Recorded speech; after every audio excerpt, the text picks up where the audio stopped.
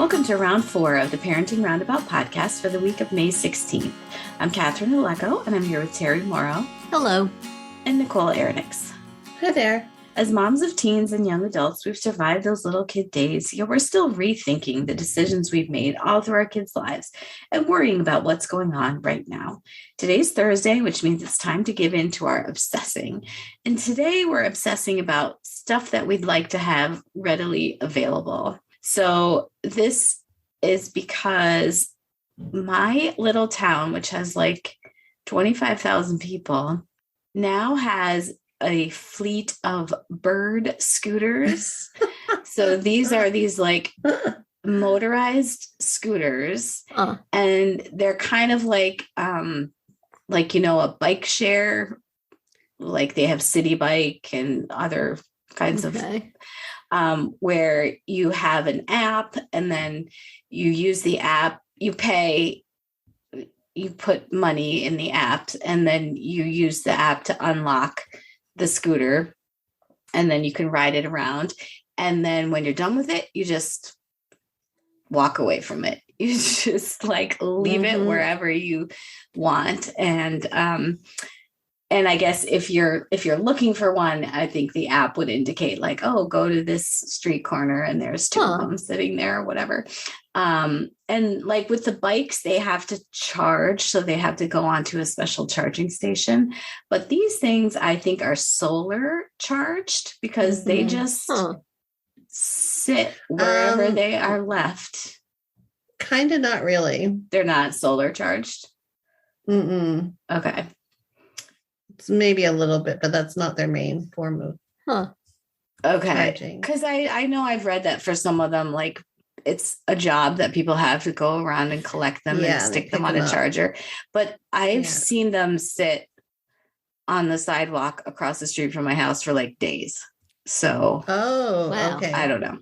But anyway, maybe it's just so funny to me that like it's a small town, like, but I see people riding them, you know. But it just got me thinking like, you know, well, what else would we like to have just like sprouting up on a street corner so that we can use it, you know, kind of like, you know, when you're in the, you're in the grocery store and you didn't bring a cart, and then you're halfway through the store and you're like, oh man, I'm carrying too many things. I should have had a cart, you know, like if there were one just there. What else would a babysitter? Right. Just hanging out on the street corner. I need you. Just open up the app and it says, all right, here's where you have to go. Here's or the street a house corner cleaner. Somebody clean my house.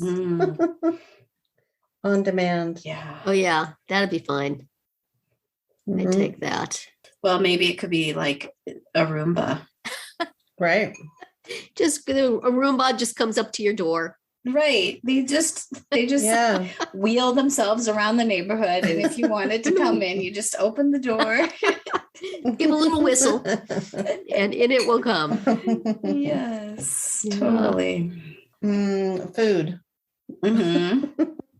Little snack. Like food that you don't have to cook, like somebody that'll cook it for you. Right. A chef. Just a bunch of chefs malingering on the corner and you go, yo, Jacques, over here. Get in here. I mean, I have, you know, we also have those little free pantries, you know, where people put donations of food and stuff. And every once in a while, if I'm walking by one and I'm like, oh, I am kind of hungry. I'm like, but no, that's not what that is for. I'm not taking it. Because we have one that's right by a bakery. So they always, there's always like a loaf of bread in it. Really? Yeah. And it's right. Oh, that's tempting. It's right on a route where I pass it a lot of times when I'm walking. So, yeah. That sounds very tempting. This is not so much an item, but to solve your problem that you were talking about in a previous episode, Catherine, I think we need to have Starbucks trucks just driving around the neighborhood. Yeah. You know, they'd be playing soft rock and you just hear, you know, hear the music. Like the ice cream truck. Yes. Right. You'd hear the music and you'd go outside and you'd get yourself a latte and they'd continue on. And by the time your kids realize that horrible sound was actually the Starbucks truck, it'd be too late to be gone. Too late. Sorry, guys. That would be cool. I'm surprised they haven't done that. That would be. They could make some bank. Yeah. But, I mean, there's definitely like in public restrooms, you'll see diapers or, some baby needs. Yeah. I could just see like just a pacifier, like clipped to a tree trunk, for the next person whose child has tossed their last pacifier out of the stroller. Yes. And they're like, what am I going to do? I can't make it home. You need to have a pacifier dispenser right next to like the tampon dispenser. Right. Yeah. Don't they? I know. Wouldn't that be handy? It'd be nice if restaurants had like toys that your kid could play with at the table, but that would be new to your kid and therefore interesting. Right. When you've pulled everything out of the diaper bag and they're still bored, it's like, here's something you haven't seen before. Right. Or iPads, maybe iPads on the table. That they do have that in some airports now. Like the restaurants that are near the gates, I've seen quite often where they have iPads for you to order your food from. Yeah. But they also have like games on them. Yes. So. I've seen those too, but I don't know if they were children oriented. Then they should be. You should be able to give your kid. It should play cartoons for your kid, and you could just be able to trivia on it or something. Put it on their side of the table and then go about your meal. I did try to get my kid who doesn't drive, so I'm still driving him around. Like, I'm going to start making you ride one of those scooters to school. He's like, no, I won't. We do not have those here, at least not in my town. It sounds like it would be a good thing for a vacation place. You wouldn't have to walk around all of the city. You could just ride a little bit. Was that like the scooters they had on Zoe's Extraordinary Playlist that just happened to be there when they needed to go up and down hills? I sure hope that was motorized. Yeah. Husband he was in Kentucky, Nashville, maybe Nashville. He was at a conference and he wanted to go from the conference center to the to his hotel. And so he picked up one of these scooters and I guess was having a little bit too much fun with it. It was zipping in and out of people and sidewalks and traffic. And the police actually stopped him. Oh no.